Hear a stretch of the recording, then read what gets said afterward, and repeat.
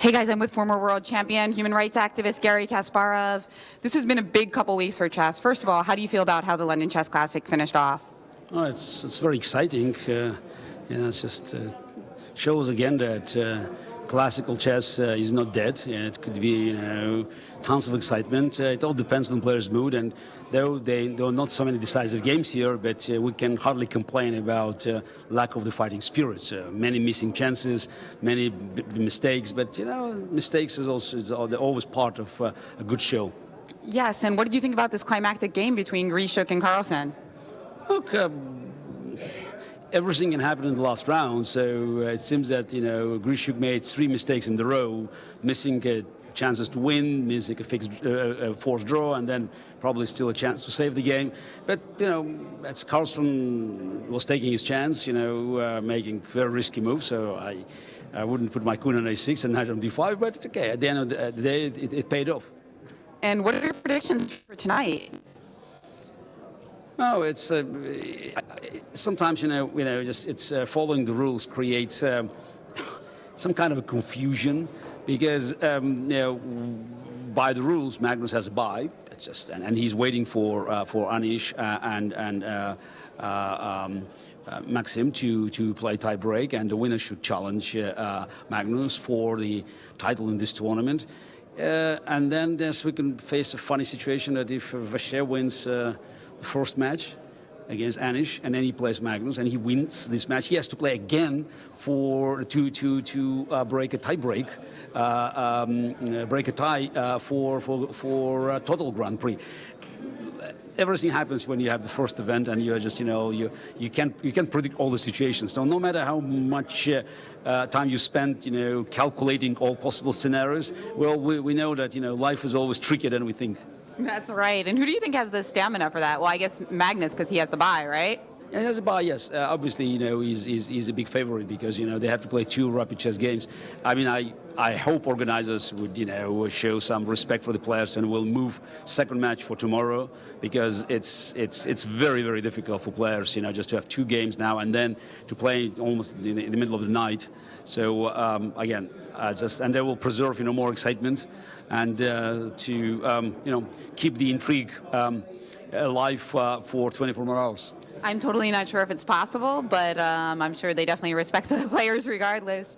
And there's been a lot going on in chess politics the last couple of weeks. Tell us a little bit about your thoughts on Ilya. I don't think it has to do with chess politics. It's probably many chess players they're just totally paranoid about what's happening in our chess kingdom, while Kirsan Illimzhinov did what he has been doing for many years, serving as a KGB envoy in this as some of the hot spots in the geopolitical map. And this time he was caught by U.S. authorities by facilitating the oil trade between Bashar al-Assad's regime and ISIS. And I don't think anybody in the Treasury Department or other organizations of the United States that followed Illimzhinov, they paid any real attention to the fact that he is a president of the Chess Federation. It will have disastrous consequences for our game because when such a bad story becomes public, I don't think sponsors will ever touch the game, though I don't think many of them had this intention before. But aren't you happy about this in a way? I mean, it was inevitable, right? I think it was inevitable. I've been saying about it for years, and it seems to me that the world of chess always turned a blind eye, thinking that Ilya was so lucky that he got away with this anytime he did it. And now it damages the reputation of our game further. But we didn't see many corporate sponsors lining up for FIDE events. So now they probably will be even less possible options to make our great game sort of a mainstream pastime. You really feel that negatively about it, but I mean, you're so involved with the Grand Chess Tour. I mean, don't you see some hope as well? Oh, you asked me about FIDE. I mean, this is about chess politics, and I told you that it was nothing to do with chess politics. So I'm very happy that the Grand Chess Tour was a success, and hopefully next year will be, will be even a better year because it will be based already on the experience accumulated, throughout these 3 tournaments. And again, it's just we have a great game, and this game, will survive, with Illuminov or with whoever. But still, every game, even the greatest game in this planet, require, proper organization and management. So Grand Chess Tour probably will compensate for some of the failures of FIDE, but unfortunately, the several tournament organizers who are wishing well for the game of chess and who are ready to create a professional infrastructure, they cannot replace sort of the global chess system that is still a responsibility of the International Chess Federation. So the rankings are very tight on the Grand Chess Tour to see who gets qualified next year. Was there any player that you kind of wish had been involved this year who didn't make the cut? Look, I hope that everybody who can qualify will make it next year. So I wonder if Kramnik changes his mind and will play, because he definitely makes it.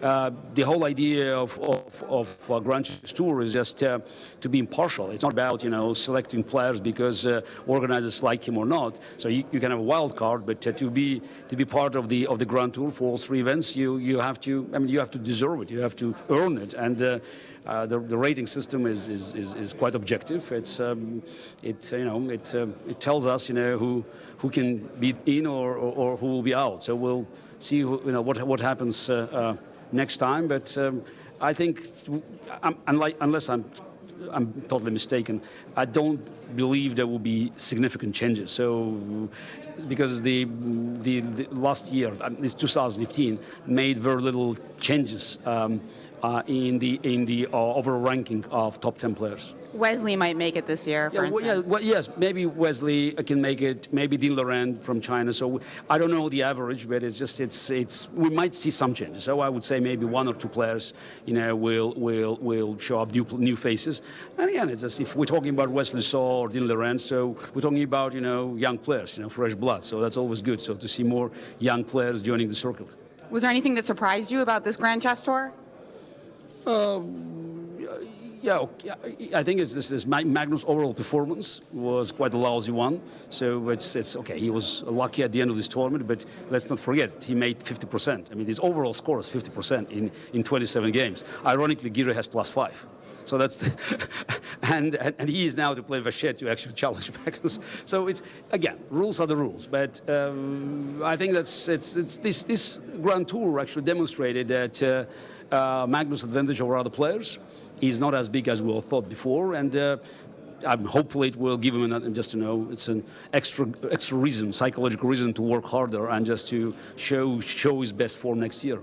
Absolutely. Well, thank you very much. We had Garry Kasparov on his thoughts on the Grand Chess Tour and beyond. Back to you guys in the studio as we get excited for this playoff. Hello, St. Louis.